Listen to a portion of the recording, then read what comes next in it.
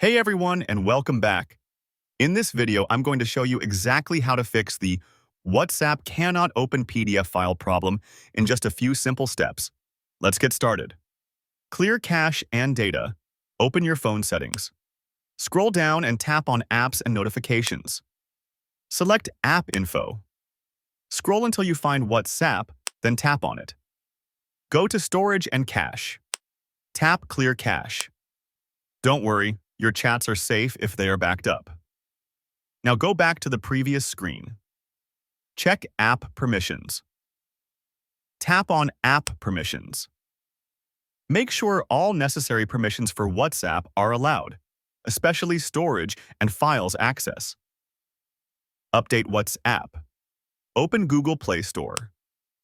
Search for WhatsApp. If an update is available, tap ABC. Update to install the latest version.